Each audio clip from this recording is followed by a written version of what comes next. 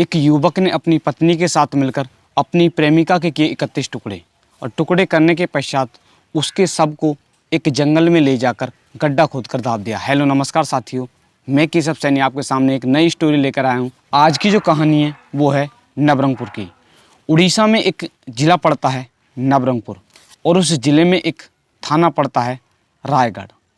उस थाने के अंतर्गत रहने वाली एक लड़की होती है जिस लड़की का नाम होता है तिलाबाई।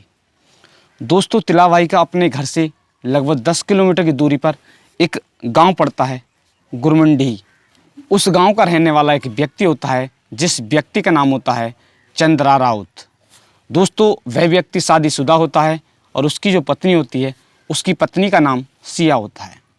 दोस्तों, उस युवक के 5 बच्चे होते हैं, मगर फिर भी उसका एक लड़की के साथ, जिस लड़की का नाम है तिलाबाई, उसके साथ 2 साल से प्रेम प्रसंग चल रहा था।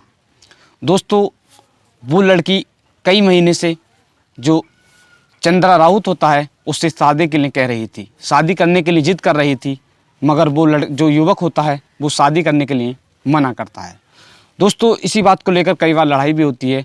इसके पश्चात 22 नवंबर सन 2023 की रात जो लड़की होती है जिसका नाम होता है तिलाबाई, वो अपने माता पिता को बिना बताए अपने घर से रात के समय अपने प्रेमी से मिलने के लिए उनके घर चली जाती है।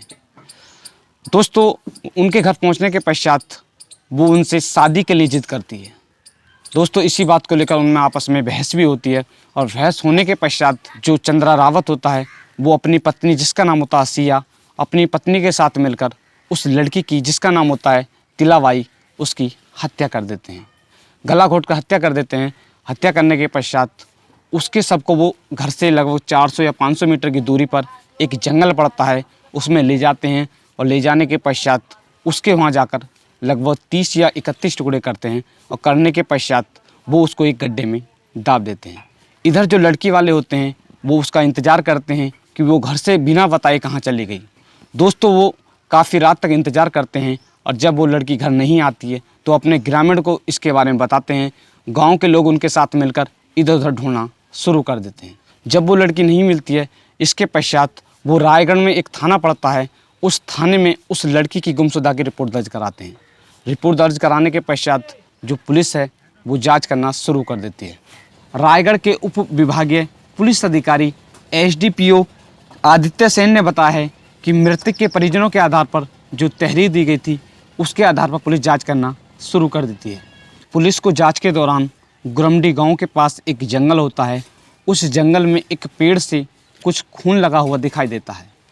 दोस्तों, पुलिस को उस खून को देखकर वहां पर शक हो जाता है और पुलिस 24 नवंबर सन 2023 को उस पेड़ के अड़ोस पड़ोस में खुदाई कराती है, क्योंकि पुलिस को शक था, क्योंकि वहाँ पर जो थाना होता है, थाने में एक पहले से ही एक युवती की गुमशुदा की रिपोर्ट दर्ज थी।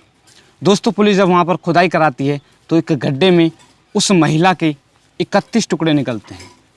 दोस्तों, इसके पश्चात पुलिस उस सबको बरामद कर लेती है और बरामद करने के पश्चात पोस्टमार्टम के लिए भेज देती है। दोस्तों, इसके पश्चात जो पुलिस है वो जांच करना शुरू कर देती है।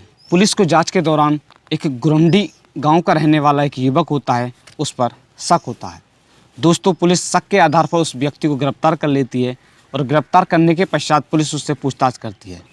दोस्तों, वो पहले इधर उधर की बातें करता है और इसके पश्चात जब पुलिस उससे सख्ती से पूछताछ करती है तो वो इस जुल्म को कबूल कर लेता है और इस पूरी कहानी के बारे में बताता है। और वह बताता है कि मैं और मेरी पत्नी, हम दोनों ने मिलकर उसकी हत्या की है, क्योंकि वह शादी करना चाहती थी और मैं उससे शादी के लिए मना कर रहा था। इस कारणवश हम दोनों ने मिलकर उसकी हत्या कर दी। पापताहाड़ी के SDPO जिसका नाम होता है आदित्य सेन, उन्होंने बताया है कि यह मामला प्रेम प्रसंग का निकला। प्रेम प्रसंग के चलते ही उस महिला की हत्या की गई है। और उन्होंने बताया है कि पुलिस ने चंद्रा व उसकी पत्नी जिसका नाम होता है सिया, दोनों को 26 नवंबर दिन रविवार को गिरफ्तार कर लिया है और इनके पास से एक चाकू भी बरामद कर लिया है। पुलिस ने दोनों को विचाराधीन कैदी के रूप में जेल भेज दिया है।